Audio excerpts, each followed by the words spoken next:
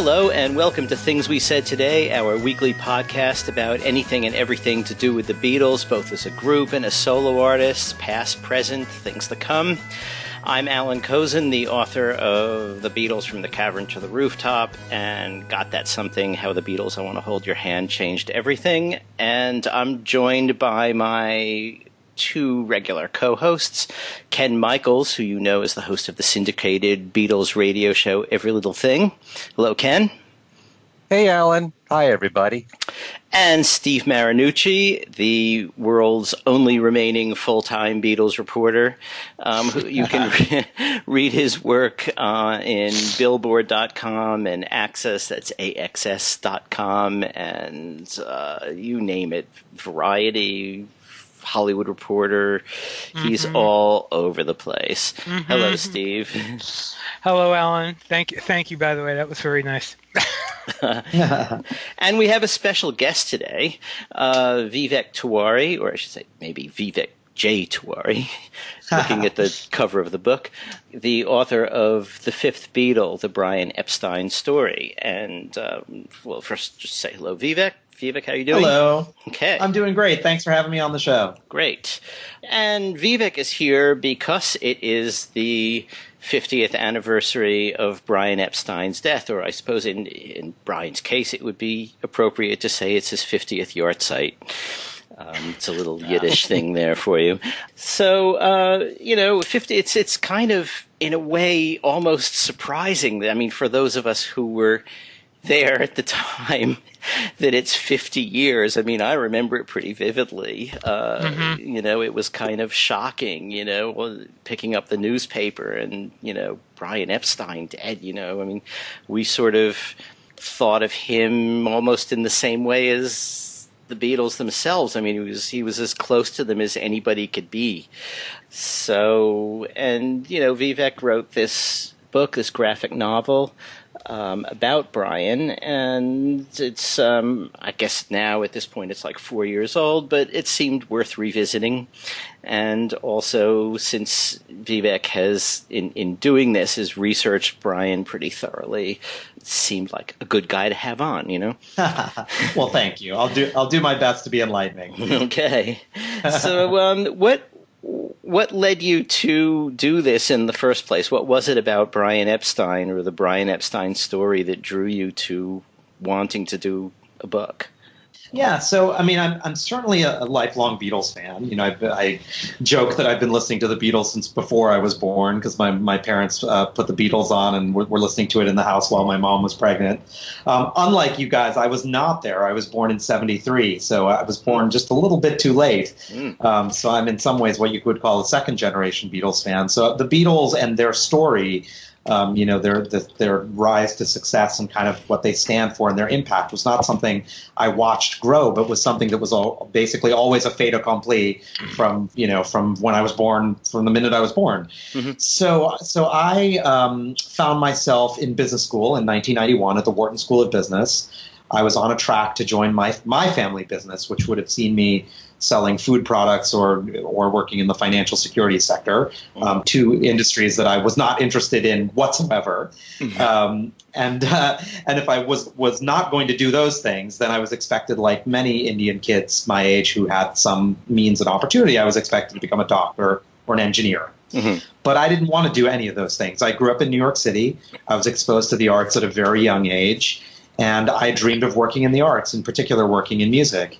And at Wharton in 1991, there were no resources for students who were interested in working in the arts and entertainment industries. That's changed. The school has quite a good arts and media program now. But back then, it was all about investment banking and accounting and finance and the very traditional business fields.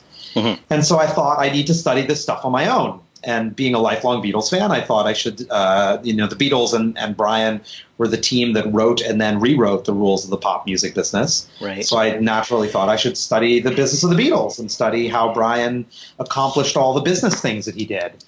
So my initial interest was, how did he get them a record deal when every label had passed? How did he convince George Martin to book them when every producer in the UK had passed? How did he get Ed Sullivan to book the Beatles in the US when a British band had never made an impact here? These were the questions that I sought answers for. And I got those answers, and they were inspiring, and I was getting what I wanted. But ironically, what I was not interested in was elements of his personal life. But when I learned that he was gay at a period when it was literally against the law, right. Here was an architect of the summer of love who had to literally hide his own love away. When I learned those things and learned that he was Jewish at a time of pervasive anti-Semitism, and learned that he was from Liverpool, and prior to the Beatles, Liverpool is not New York City. It's not a town that had any cultural influence. So I realized Brian was in a lot of ways the ultimate outsider. And that's what was so inspiring to me. You could see, if I figured if the gay Jewish kid from Liverpool, he was 27 years old when he discovered the Beatles, if that guy could discover the Beatles and bring the world the Beatles, then why couldn't a weirdo Indian kid from New York City write graphic novels and produce Broadway musicals and do the things that I dreamed of doing? I see. Okay, if you put it that way. And that's it. That's the best way to put it. The Brian Epstein story inspired me to chase my dreams. Okay. What kind of source material did you have? I mean, obviously there is Cellar Full of Noise. When you were working on this, I don't know if Deborah Geller's book was out yet. Was it? Were there places? That's pretty old. I think it was. Yeah. I mean, it's an excellent question. A Cellar. There were 3 books that were technically in print when I began this research, and that was Cellar Full of Noise, Ray Coleman's Brian Epstein, the man who made the Beatles, and Debbie Geller's book, that you're, In My Life. But all 3 of those books were out of print when I was doing my research. And this is 1991, and in 91 there's no Wikipedia, there's no YouTube, there's no Google, so there are none of these resources we take for granted, and there are no used book websites where you could find today you can find any one of those 3 books I just mentioned quite easily on Amazon Marketplace or Abe Books or anything like that. But when I was doing this research, I didn't have those opportunities. I went to the Strand bookstore in New York City where I live, and I went to their rare books room and did a search for the Ray Coleman book, and it showed up 4 months later. It was like, I felt like I was a detective really just trying to uncover this information. And no question those books were helpful, but the truth of the story is I did most of my research through interviews. Right. I read all the respected Beatles books I could get my hands on, and I would read, 300, 400-page books about the Beatles that would have 10 or 15 decent pages about Brian. But through that research, I learned, who were the people who knew him best. People like Nat Weiss, who was his close confidant and the Beatles' U.S. attorney, Sid Bernstein, the legendary concert promoter. And, and I focused on tracking down on names of people who lived within driving distance of New York or Philadelphia, which was home and school. And then I just cold called these people. And I asked them whether they would talk to me. And that's really how I did my research, was by interviewing people. There weren't that many books, and I couldn't find the books that existed. And to be quite honest, the books only had a limited amount of useful information about Brian. Sure. It was really through just interviewing people who knew him and becoming friends with them that I was able to source my information. And that latter point about becoming friends was really quite critical, because the first few meetings I had with these folks were about the business, and as I said, I learned those business stories that I was chasing. But it was only until I became close with these people in a friendly way that they started opening up to me and telling me stories about Brian's personal life, and those are the parts that I found truly inspiring. Did you get to see any correspondence?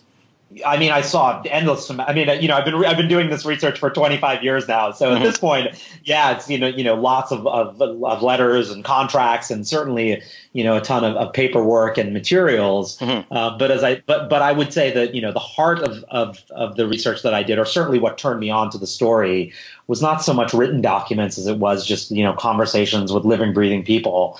But there's no question, over the years, I've seen a tremendous amount of paperwork. Okay, so what we do is we go around the panel, and we each grill you. So shall we move on to who wants to be next? I'll do it. Okay. I volunteer. Excellent. Off the top of my head, I can't remember exactly when Queenie Epstein and Clive Epstein passed away, but did you contact them at all? Were you able to? And were they cooperative? Either one of them? Unfortunately, I was not able to contact either of them before they passed. So, the only really surviving members of the Epstein family are the nieces and nephews, and the eldest, Joanne, was 4 when Brian died. So she didn't have, any real memories of her uncle, although she was able to, tell me a lot of stories about Brian's mom, about her grandmom, who she was very close with and loved very dearly. So unfortunately, I never was able to talk to Queenie directly, but I did hear a lot about her through her grandchildren. Okay, and when did Clive pass away? I can't remember the exact year. He may have been alive when I started to do my research, but he certainly wasn't alive for when I was knee deep in it. But I don't know off the top of my head when he died. And based on all the interviews that you did for your research, what did you uncover? This is the beauty of the internet. I'm just pulling it up now. He died in 1988. So he died before I was able to do any, before I was knee deep in this stuff. Right. So unfortunately, I was not able to talk to him. Okay. What did you learn from interviewing all these people when doing this research that you didn't know before, whether it's his personal life or what he did in business? Well, I mean, the most enlightening stuff were these aspects of his personal life and how it was in such contrast to a lot of the preconceived notions I had about the history. And again, I wasn't there. I was born in 1973.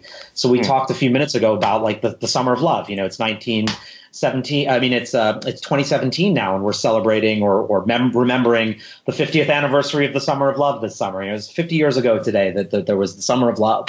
And, for somebody like me who didn't live through it, I think of it, as it was a period of free love and openness and tolerance, and how wonderful that must have been. And, by talking to people who knew Brian during that period, it's like, he really helped to put that together by orchestrating Sgt. Pepper and marketing it and being part of that whole summer. But, for people in the LGBTQ community, there was no Summer of Love at all. You had to spend your summer indoors in the closet or risk getting sunburned, and that was quite shocking to me, to think of this era as being one that I imagined was an era of tolerance. But, it was a summer of love if you had the right kind of love, which isn't really tolerance at all, is it? No. To say everything is okay except for these 3 or 4 things, So, trying to, putting that in perspective of a guy who spent his entire adult life helping the Beatles spread their message of love and tolerance and belonging around the world was really it shifted everything that I thought about that history and this period. So I would say that's the stuff that was really most impactful to me. I mean, certainly there were timing things about, how he negotiated this deal and how this happened before that. And, that was fascinating from a historical perspective. But it was really these larger sort of cultural issues and human issues that really, I think, were most impactful to me and certainly most inspired me to keep chasing this story. If in an ironic way, if Wikipedia and YouTube and Google had existed in the day I began my research, I probably would have found out all the specific Beatles details I was chasing, and then I would have dropped the subject and moved on. But by digging deep and learning about his personal life, the stuff that I was really not interested in when I began my research, that's what really opened my eyes. Well, how much of your book deals with the personal side? Well, The Fifth Beatle is I mean, you'll have to read it and tell me, but if I've done my job correctly, I would say most of it is about that. I mean, it's a short book. It's a 128-page graphic novel, and I did that on purpose because I wanted people to feel that they could pick it up and read it quite quickly. I kept thinking of the airport bookstore. You might pick up this book in an airport bookstore. You're not a Beatles fan. You're not a huge graphic novel fan, but the art is beautiful. I'm not patting myself on the shoulder. I'm the writer, not the artist, but the art's really quite gorgeous. It's $15. It's an interesting subject, and you think you could read this by the time your flight lands, no matter, by the time most flights land, and that's what I was trying to accomplish there. So it does delve quite deeply into his personal life. I mean, if I did my job correctly, what I did is really use the Beatles in sort of like a Trojan horse. The Beatles is what draws you into the story. It's what drew me into the story. But you wind up walking away with an inspiring human story. We're adapting it into television right now. And, when I think of it on camera, our touchstones are not music related biopics. They're shows like Rocky and Billy Elliot and, films that you don't, just like you don't need to love boxing to appreciate the Rocky films. And you certainly don't need to be a ballet fan to love Billy Elliot. We're really designing this in such a way that you shouldn't need to be a Beatles fan to love the fifth Beatle book or certainly the forthcoming TV series. It's a huge bonus, and it'll be, particularly meaningful to people who are huge Beatles fans. But this should be for anyone who's interested in inspiring human stories. Mm-hmm. That's interesting. It's really focusing on Brian the man more than Brian the manager. Yeah. I mean, I again, if I've done my job correctly, once you've finished reading the book or I keep mentioning the forthcoming TV series, what we're trying to do there is that, we do expect, I mean, as I said, it's my story as well, that most people who will, crack the seams on the book or tune in for the television show are interested in the business of the Beatles. So we hope that we'll cover that ground as well so that people won't walk away feeling cheated, that they'll think, okay, I learned the origin of the Beatles that I was chasing, but even more so, I got this deep, inspiring human story that I didn't know was there. So, on one hand, yes, it's definitely really about Brian the man, but I hesitate to say more so than Brian the manager. I mean, if we've done our job correctly, it's about both. But the story that's truly important to me, and the one that I think is really an important story because it's the one that will inspire people, is less the story about Brian the manager, and it's more the story about Brian the man. Okay. Steve? I got all sorts of questions. Vivek, let me first start off with the TV movie. What's the status of the TV movie, and have there been any recent developments? Yeah, so we are developing the Fifth Beatle. We're adapting it into a television event series. The current plan is that it will be 6 one-hour episodes, so in total it'll be 6 hours. It may wind up being more than that, but I think it'll be at least 6. We have done a deal with a television financing and production company called Sonar Entertainment that have done a number of shows. Their 2 most recent shows are Mr. Mercedes, the Stephen King adaptation on the Audience Network, and FX's Taboo, the Tom Hardy thriller about the early days of the Dutch East India Company. I think it's a joint production actually between FX and the BBC. Right. So they handle conceptual work, so they're familiar with fanboy-friendly work, if you will, so they get the excitement of the graphic novel and some of the fanciful treatments that I have, but they're also knee-deep in period. So they really kind of understand the space that this exists in. I'm writing the scripts myself, so I wrote a pilot script commissioned by Sonar, and they greenlit that recently, which I'm very proud of. Congratulations! Thank you so much. Yeah. I actually gave the fans at the Fest for Beatles fans of this in Chicago a few weeks ago a sneak peek, so I was able to read. Sonar gave me the permission to read the script aloud, so I did a script reading at the Fest, so the fans could get a sense of that, and I was proud to say we got a standing ovation, so that was very exciting. Wow! And right now we are casting. We have literally cast Brian Epstein. I can't unfortunately tell you who it is just yet. Brian was 32 when he died, so I will say it is a age-appropriate British actor of note. And because this guy is well known, we just want to be careful about how and when we announce, so that we get some good press out of that. But we should be announcing within the next few months. So it's sort of gone to that very exciting place where we're already casting the lead and looking at those kind of creative elements. And we are simultaneously out to the networks. So Sonar and I had sent it to a number of networks, and I'm happy to report that we're getting interest from all the different types of networks that exist, both high-end cable, traditional broadcast and the streamcasters as well. So we're not quite sure what combination of networks it's going to be, but we are getting interest from all quarters. So there should be a very interesting package to announce in the next coming months. Cool. And you did get music license, as I recall. Indeed, yeah. I probably should have started by saying that, but yes, perhaps the most important and exciting element of this project, as it's adapted to television, is that we have the approval of the Beatles, meaning Paul, Ringo, Yoko Ono, and Olivia Harrison all signed off on the project, which led to communications with Jeff Jones and approval from Apple Corps, which then let us do a deal with Sony ATV, who control the music publishing, which is all a very long-winded and technical way of saying we have unprecedented access to Beatles music for the piece. It's literally the first and only time the band has given complete access to their catalog for a non-documentary. So we're very, very proud of that. So there will, one major difference from the book is that, in a book we had a limited number of music scenes. I think my artist did a tremendous job of making those pages look like they were singing, but obviously they weren't. So in the television series, we're going to have a lot of music sequences because we have access to this wonderful catalog. Let's make it clear that this is not going to be an animated film. This is going to be live action, correct? That is correct. Thank you for clarifying that. It is going to be a live action project. Those of you who've read The Fifth Beatle know that the book does have quite a number of fantasy sequences, dream sequences, hallucination sequences. It moves in time period from 61 to 67, so it also covers the birth of the psychedelic era. So we're trying to have, the form of the piece mirror that. As you get deeper into the book, you see the artwork becomes significantly more psychedelic as the psychedelic era descends. And so we intend to play around with those styles in the television series as well. So there will likely be sequences that are animated, but it is going to be dream sequences, hallucination sequences, etc. But it is going to be a live action piece. Mm-hmm. As much as you can, and I know you're limited in what you can say.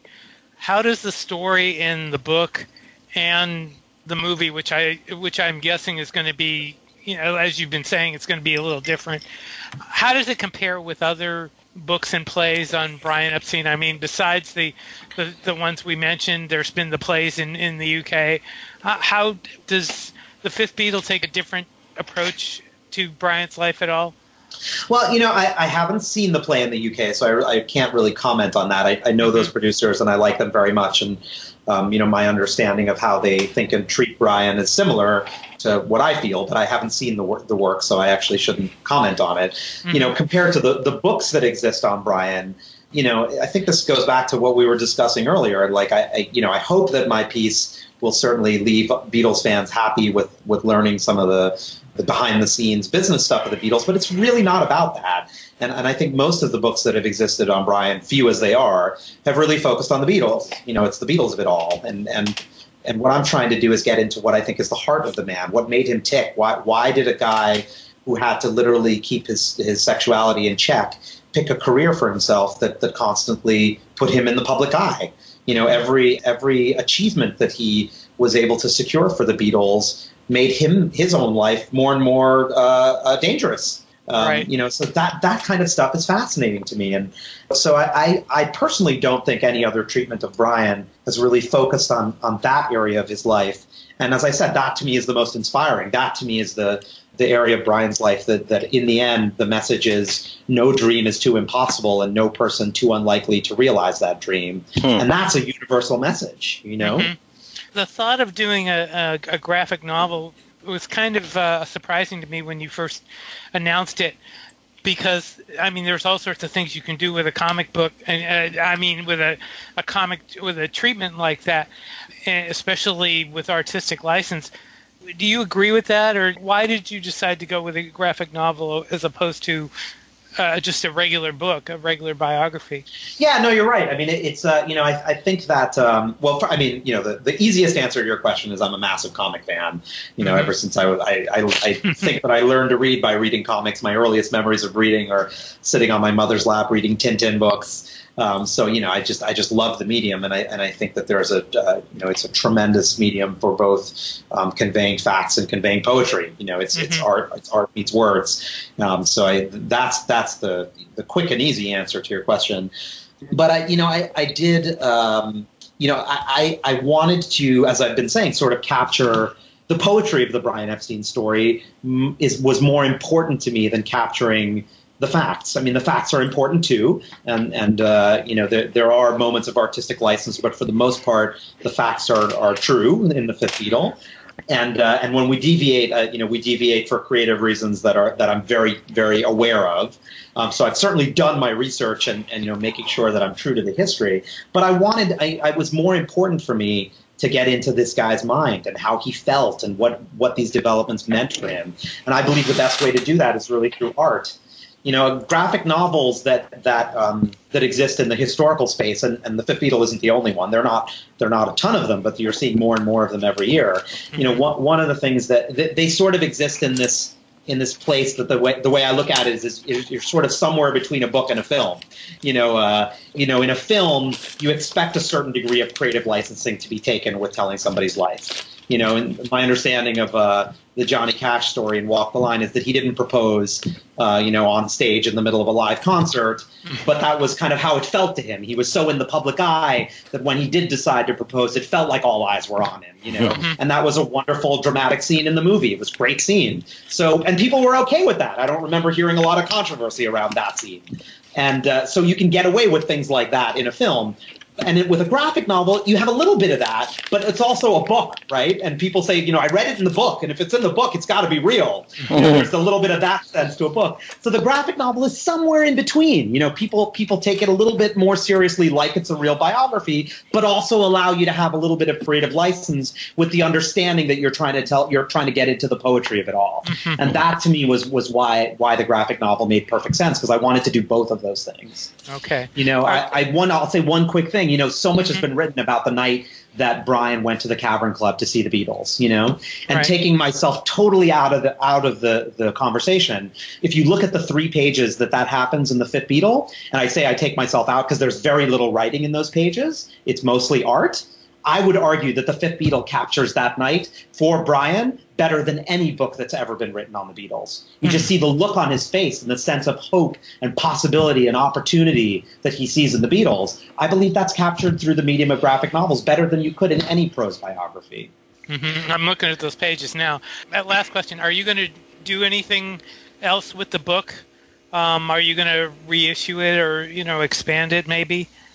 Yeah, there's no plans for that right now. I mean, we just in December 2016 released it in paperback, which was long waited for. It's now it's $15. It's a very affordable price. There were some expanded materials in that.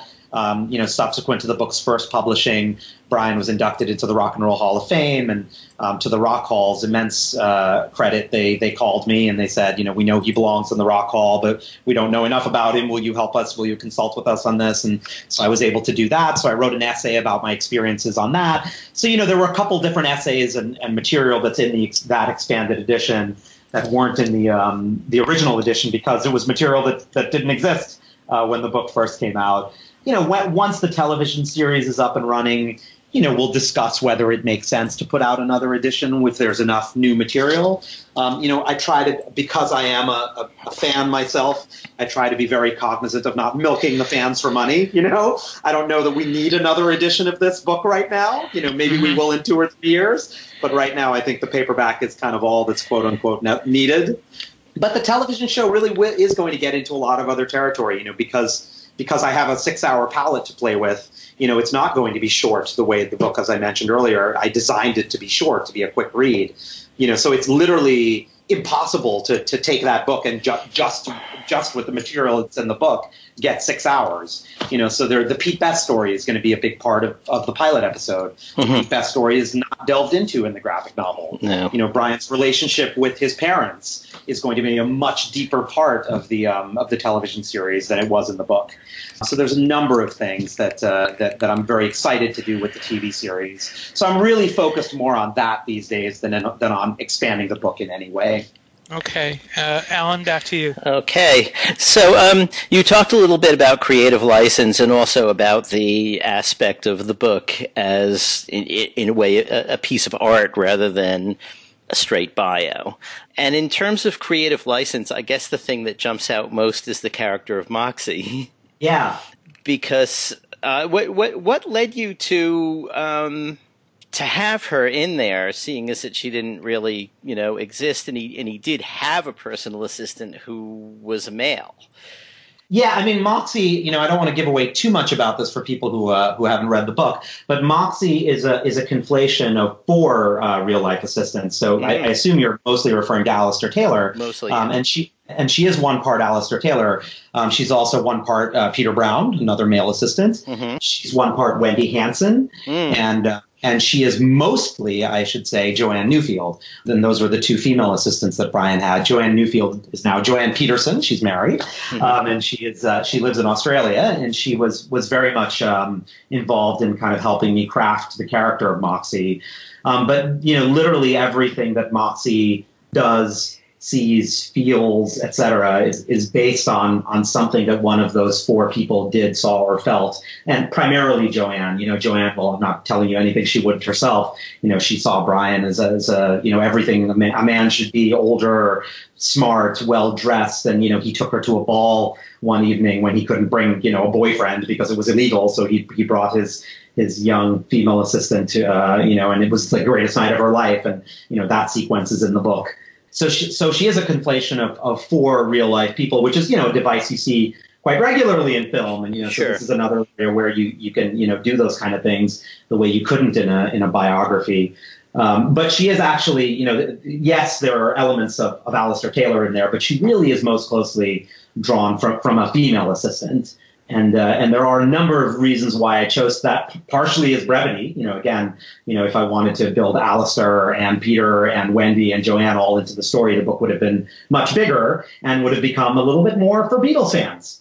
And as I said, I wanted to reach people who might not care about the Beatles that much, who might not read a book about the Beatles manager. Mm-hmm. It's like, it takes a pretty significant Beatles fan to say, I'm going to pick up a book, not just about the Beatles, but about their manager, Right. But somebody who loves inspiring human stories is going to tune in to see, a beautiful mind, even if you could care less about math. And that's really what I was interested in here. So that was one of the reasons. There's a number of others that I'd rather not get into because they get into spoiler territory. Okay. But there were, I was very conscious about, I will say for this, we're talking about we're on a Beatles podcast. I should say that even though Moxie is a made up character, there is nothing that she does, says, or feels that didn't actually happen to one of Brian's assistants. So even the made-up character of Moxie is grounded in pretty significant historical research. Interesting. I don't know if it's something you want to talk about or if it gets into spoiler territory, but reading it, my impression was that, I could never tell whether Moxie actually knew and understood that he was gay. There seems to be some sort of tension there where, she seems to feel almost romantically towards him. Yeah, and this is, this is something that, it's complicated, but I think that, that again, I was trying to be, I'm just trying not to put too many words into Joanne's mouth, who I mostly, base this off of. And it was the kind of thing where, but you kind of don't want to admit it, because you have a crush on someone, so it's a bit complicated. And I hope that I've created that sort of tension in Moxie that she kind of knows, but maybe she's not admitting it to herself, or maybe she doesn't know, or, and I think that's very human. I think that's it's very human to know something, but not want to admit it to yourself when you have romantic feelings about something, Right. So you're touching on something that is accurate and that I tried to play with. And again, if I did my job correctly, it'll be more, the end result is emotional and not confusing. Mm-hmm. But yeah, that is something that I tried to capture, that sort of balance. Yeah. So since we also have you here, not just to talk about the book and the TV series, but to reflect on Brian, which I guess you had been doing all along, but what was it, do you think, that in the same way that George Martin was the perfect person to produce their records, there was something about Brian being the perfect person to, get them out of Liverpool, get them into something. I mean, I don't think Alan Williams could have done it, important as he was, in getting them to Hamburg, which, as Mark Lewison said, if no Alan Williams, no Hamburg, no Beatles. But still, Brian was the one that, kicked it over the goal. So what was it, do you think, that made that possible? Yeah, I mean, I think that on the broadest level, it's the fact that Brian had, undying love and faith in the band, and he had true vision.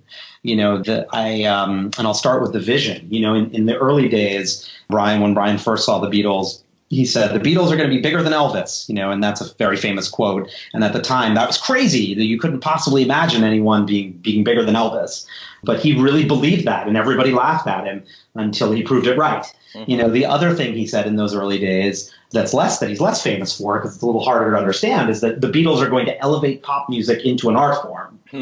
And people with that one, they didn't so much laugh at him as scratch their heads and be like, what is he even talking about? And then 6 years later in 1967, he pointed at Sgt. Pepper's and he said, that's what I was talking about. And especially in particular, A Day in Life, that he said that's the song that turned all the rules of what a pop song is on its head. All of a sudden, pop music is not just, disposable, silly songs that are hot one year and might be forgotten in 2 or 3 years. But they're songs that will stand the test of time. And that's really visionary. For all their ambitions and their faith in themselves, I don't think any of the Beatles believed that they were going to elevate pop music into an art form in 1961. Right. In some of his most arrogant moments, John might have thought that I could do what Elvis is doing, but I don't think John ever said, I'm going to be as legendary and timeless as Beethoven.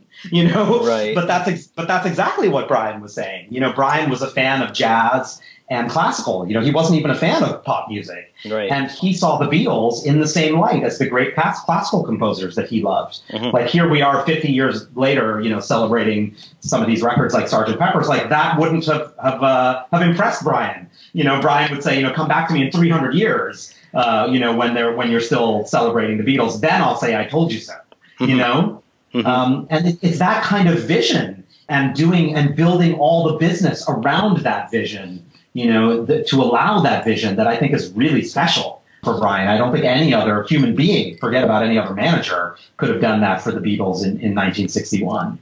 And then the other side is really love and faith. He had the ultimate faith in the band, and he loved them, I would argue, like children.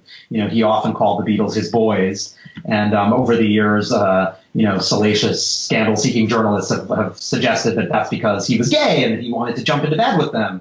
I think the truth of the matter is a little simpler, but on the same hand, far more textured and complicated, is that they were the children that he would never have. They were like his boys. He was a gay man in the 60s, and he knew he was never going to get married and have kids. And these were like children. Now, I don't want to take that analogy too far, but I think there's certain elements of it that are accurate. And like any good father, you have unconditional love for your children. No matter what they do, you're going to love them and support them. And like any good father, you'll move mountains in the service of your children's dreams. And that was Brian. He would do anything to realize the success and the dreams of the Beatles and his own vision for elevating pop music into an art form.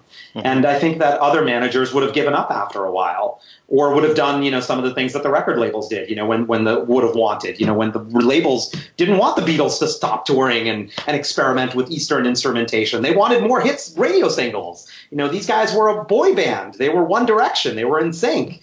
And when bands are at that level, you put out a Christmas record, you put out other holiday albums, you tour the world, you cash in, because these things don't last. But Brian didn't do that. There weren't 100 greatest hits records. There weren't holiday Christmas albums. There were some of those things after the band disbanded. Now we have a number of compilation records, but we didn't, certainly in the UK where he had the control, there weren't those, a million greatest hits records. And Brian was carving a vision for the band, and he did that because he had faith in them. So I would say on the broadest level, those are the most important things he had that no one else had that he gave the Beatles. So in one of those elements that to sort of tease out of what the last bit that you just said was a sort of a sense of style that regular old experienced managers didn't have. they yeah.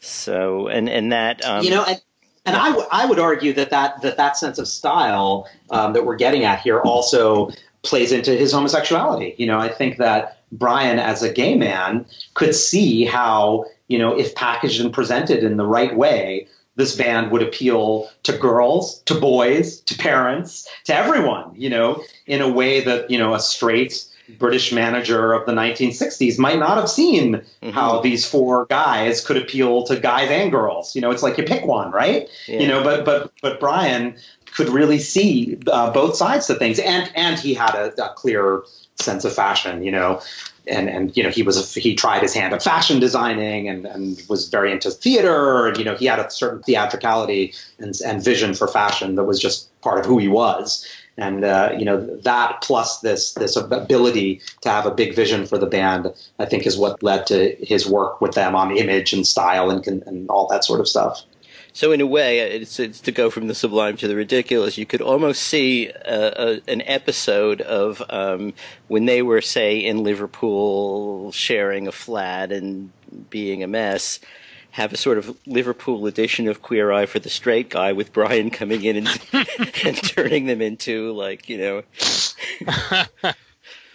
I mean, it's not that, it's funny the way when you put it that way, but it's not far off from the truth, know. And when Brian first dug in with the Beatles, they were kids, and they were eager for success. They were more than happy to listen to the things that Brian suggested, Mm-hmm. So you're not totally off the mark there, You're right. So on to Ken then. Wow, these observations are blowing me away of what you're saying about Brian. It's interesting what you said about Brian thinking of them as his kids, because when you get down to it, he was only 6 years older than John. He wasn't that much older. He couldn't think of himself as a father figure. Well, really? Brian, look, this is where as I said, I don't want to get too carried away with the analogy. It's not a perfect analogy, but I would say that, for somebody like Brian, who didn't get to do all the things that normal kids did, in large part because he was gay, the difference between, being in your early 30s and being in your 20s is significant. Maybe the difference between being, in your late 30s and your mid 30s isn't so significant, but the 6-year difference, of which this was a difference of a Liverpool boy, a Liverpool youth, was quite significant. And Brian was kind of an old soul also. I mean, I think he certainly didn't look or carry himself like he was in his late 20s or early 30s. I mean, if you look at those old videos, most people would be like, really? He was only 32? So you bring up a very good point, and I will start by saying it's part of where my analogy falls apart. It's not a perfect analogy, and I don't want to get too carried away with it. But I do also think that the 6-year difference is quite meaningful when you're talking about the difference between 26 and 21. That's a huge difference. Mm-hmm. Yeah, he carried himself off in a very dignified way, much like George Martin did. Absolutely. George Martin wasn't that much older than the Beatles. Yeah, that's absolutely right. I mean, one of the things that George and Brian bonded over was their sophistication. George similarly was a huge fan of classical music. George has said it often that he a large part of why he came to the Beatles was that he was taken by Brian. There was something about their manager that he liked and saw a kindred spirit in Brian, and so that it's not a coincidence at all. I think it's a key part of the story. Yeah, you had mentioned Pete Best earlier. How much do you go into how difficult it must have been for Brian to be, responsible for sacking Pete Best? Yeah, in the book, the answer is not at all. And in the television series, the answer is quite significant in the pilot episode. And, it's one of those things, I will be honest, like that it was a decision I made with the book. I wanted, as I said earlier, to keep it to 120, 130 pages, and you just couldn't tell all the stories. And I was like, if you telling the Beatles story and leaving out Pete Best would be irresponsible. Telling the Brian Epstein story and leaving out Pete Best maybe that's not irresponsible. Maybe that's something I can get away with. Maybe, to this day, I'm not sure. Maybe I should have had him in the book, but it is what it is. It's a decision I made, and there you have it. But in the television show where you have 6 hours, and I will say this is also something I'm excited about doing it as a TV show instead of as a film, because in film, it's a basic screenwriting premise that you can't have a major character in the first, quarter of the story. Unless they die, who then just disappears and for the rest of the piece. But you can certainly do that in a limited series. That happens all the time in limited series. So Pete Best is a major character in episode 1, but his story is told over the course of episode 1, and then he doesn't appear in the rest of the series. But the Pete Best story is going to be quite critical, and quite frankly, I do think it is critical to the Brian Epstein story. And to this day, I'm not sure I made the right decision about the book, but that was the decision I made at the time with the graphic novel. And also, how much do you go into Brian's attraction for John? Quite a bit, and I would say that we deal with that in the book a good amount, and quite and we will deal with it quite a bit more in the television series. Again, just because we have a broader palette for it. I believe that his attraction for all the Beatles, but in particular for John, was again critical in helping him shape his vision. I don't think that his attraction for the Beatles and for John was equated with his wanting to hop into bed with him. I've always found it a little bit ridiculous that people think one naturally leads to the other. I worked extensively in the music industry before I started my own company. I worked for Mercury Records. I worked for Sony before that. I worked with a lot of very sexy, attractive female musicians and others. I'm a heterosexual male, and just because I was working very closely with a sexy girl didn't mean I was going to flirt with her and try to hop into bed with her and cheat on my girlfriend or have an affair on my wife, because it's just. But that doesn't mean I wasn't attracted to the person sitting across the table from me. And I believe it was the same thing with Brian. Quite frankly, if his goal was to hop into bed with the Beatles, the very last thing that I think he would have done would have been offered to manage them. I think he would have found other ways to test the waters there, other than saying, let me manage your career. So yes, we get into it quite a bit. But I personally believe it's more in how it helped shape his vision than in some sort of scandalous gay romance. But there is tension around that. We deal with the Lost Weekend in Spain. That's a key sequence in the book, and sure. So we definitely don't shy away from those issues. But I'm bringing to bear my personal feelings and my research. Nothing in my research has yielded anything to suggest definitively that there was some actual consummation of a romantic relationship. Yeah. Since this is the 50th anniversary of his passing, there's so many reasons that we have to be grateful that Brian Epstein, entered the story. I mean, without him, we may not be here. The whole musical landscape might look very different right now if he wasn't there. And so in all of your research, apart from the personal aspect and all the struggles that he had being gay, of all the accomplishments that he made and all the ideas that he brought to the Beatles to make them the success, what surprised you the most, or what do you admire him the most for in bringing and making the Beatles the success that they were?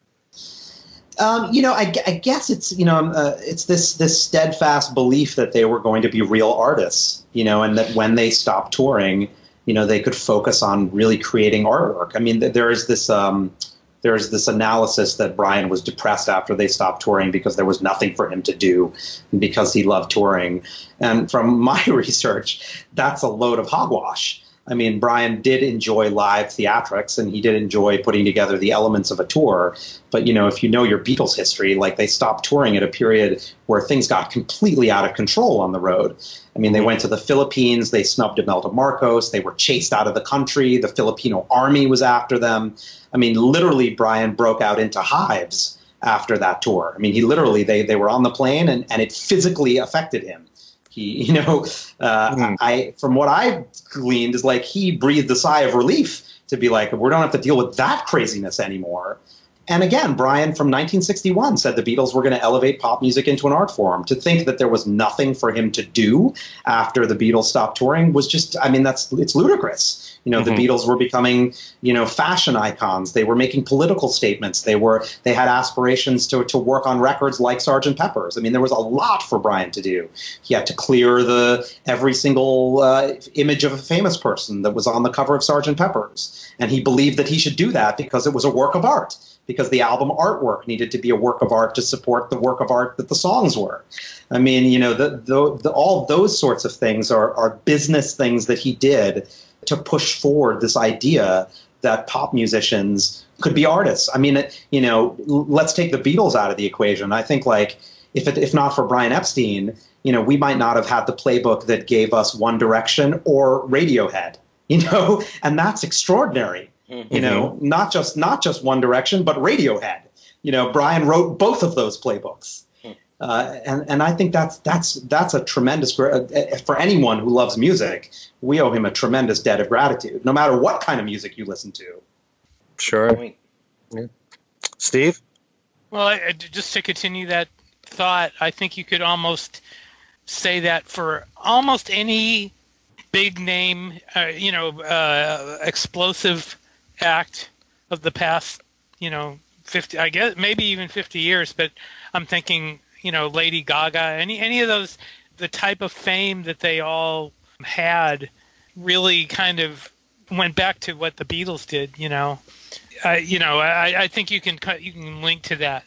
But anyway. Yeah, and even the ones that don't follow the Beatles in terms of direct, like, sonic descendants, right. It's not even so much what the Beatles did, but what they proved you could do. Right. It's, again, this concept of hope and possibility.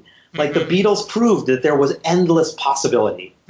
Right. And that's what Brian really gave the world, is this sense of hope and possibility. I mean, that's to turn it back to me. It's like he gave me the hope and possibility that an Indian kid didn't need to be a doctor or an engineer. Why couldn't I be a Broadway producer? Why couldn't I write graphic novels? And that's what Brian did for me as a business person. And I think that's what the playbook of the Beatles, that Brian was the architect of, has done for every artist that has followed in Brian's wake, whether you're a hip-hop artist or a Brit-pop artist. That leads me into what I was going to ask you is, for people who aren't aware of your biography, could you just give us a few of your accomplishments and your credentials, so that what brought you into this? Yeah, that's kind of you to ask. I came out of the music industry. As I said, when I graduated college, I was working for Mercury Records, division of Polygram. But after that, I set up shop for myself, and I went into show business, as they say, and doing a lot of Broadway work. My last two shows were Green Day's American Idiot and The Addams Family. So I was one of the main producers of both of those shows. Before that, I produced A Raisin in the Sun, not the version with Denzel Washington, but the original, the first Broadway revival where we cast P. Diddy, or Sean Combs, as the male lead. And I'm right now working with Alanis Morissette, and we're adapting Jagged Little Pill for the stage. Really? Diablo. Oh, yeah. Wow. I heard about that. Yeah, that's my show. That's my show. Oh, wow. So didn't know that was you. Yeah. It is, yeah. Diablo Cody, who won the Oscar for Juno, is writing the script for that. We call it a book in musical theater. Diablo's writing the book. Alanis is obviously contributing the songs. She's going to write some new material for it in addition to all the songs from Jagged. And Diane Paulus, who is multiple Tony winner, Pippin, Waitress, Donkey Show, Porgy and Bess, is directing. And Tom Kitt, who won the Pulitzer and 2 Tonys for Next to Normal and was the orchestrator for me for Green Day's American Idiot, is doing the orchestrations. And we are opening in May 2018. We're starting out of town. We're opening at ART, at the American Repertory Theater in Cambridge, Massachusetts. And then a Broadway run will follow that. So, Congratulations. Thank you. Let me get back to Brian Epstein. Do you personally think, and I realize this is kind of a dumb question, but I'm going to ask it anyway. Do you personally think the Beatles could have made it without Brian? I mean, these what-if questions are always a little troublesome, aren't they? But it really depends on what you mean by made it. Like I definitely do not think the Beatles would have become the long-lasting, timeless, international pop culture phenomenon that they became without Brian. Would they have succeeded as a band to some degree? Possibly. There has been, some of my research and other folks' research has suggested that, by the time Brian came along, they were really at the end of their rope. They had been over to Hamburg. They were kicked out of the country of Germany. They had exhausted whatever little opportunities Liverpool had to offer developing artists. And they may have been considering breaking up or changing the structure of the band in some way because they weren't getting anywhere. So might they have broken up if it wasn't for Brian? Possibly. But maybe they would have figured a way to keep it together and some other manager would have come along, and maybe they would have gotten as far as the boy band stuff, and then they wouldn't have had somebody to create a structure that would have allowed them to experiment, and that would have been successful, right? I mean, if I've name checked One Direction a few times. If One Direction actually has broken up and we never hear from them again, they haven't achieved Beatles level success, but certainly they'll be remembered as a successful band of this decade, right? I mean, they were successful. So maybe the Beatles would have achieved that degree of success. Maybe. I'm not so sure, but they certainly would not have gone on to do the things that they did with Brian. And we certainly, I think, would not be talking about them on this podcast now, scattered over the United States. I just don't see it. I think at best they would have achieved a degree of success in the UK. They would have been Herman's Hermits. The question is whether Herman's Hermits would have been Herman's Hermits if the Beatles hadn't been the Beatles. There you go. One other thing, Vivek, you in the book, you have a picture of Brian's business card that you own. Can you talk about that? Yeah, that was there was a gift from Nat Weiss, and it's one of my prized possessions. It was just literally out of the blue. We were having dinner one night, and Nat said, "I got something for you." And he had framed Brian's business card that he had of Brian's in a little tiny silver frame, and gave it to me as a gift. So it's an awesome piece of memorabilia that I own it anyway. But the fact that it was given to me by Nat Weiss, who, if anyone who's listening doesn't know, Nat was the Beatles' U.S. attorney and Brian's best friend and closest confidant, and was also gay and supported Brian with his struggles as a gay man. They were never lovers, but they were very, very close. So the fact that came to me in that way is very meaningful. Cool. Thank you. Alan, back to you. I think we are pretty much at the end of our hour, aren't we? Yes, we are. I think we are. Yeah, that went quick. That was great fun. Thank you, guys. So thank you so much, Vivek. And how do people reach you if they want to? Are you on Facebook or social media? Thank you so much for asking. If I also learned anything from Brian Epstein, it's plug your projects whenever you can. So I will say, yes, if anyone listening would like to follow me or any of my projects or the Fifth Beatle, Fifth Beatle is online at fifthbeatle.com. We're also on Facebook, and we're on Twitter at Fifth Beatle. And to follow Jagged Little Pill or any of my other projects, you can do that at tiwaryent.com. That's TIWARYENT.com. I'm also online at Facebook, Vivek J. Tiwary, and I'm on Twitter at Vivek J. Tiwary. And I would love to be followed and friended. And as you can probably tell, I love to talk. So it's a great joy of mine to be in touch with people who want to know what's up. Okay, well, thanks. And Steve, how do people get in touch with you? BeatlesExaminer@gmail.com. You can get a hold of the show at Things We Said Today radio show at gmail.com. We have a Facebook page, Things We Said Today Beatles radio show fans. Its show isn't in there, is it? Things We Said Today Beatles radio fans. Thank you. And we're also on Twitter at Things We Said Fab. And we want to hear from you. Please review the show on iTunes. We would love to hear your thoughts. We would love to get your letters at our Gmail account. We'd love to hear what you like and don't like. Tell us, please. There we go. They have been. They have been, yeah. And Ken?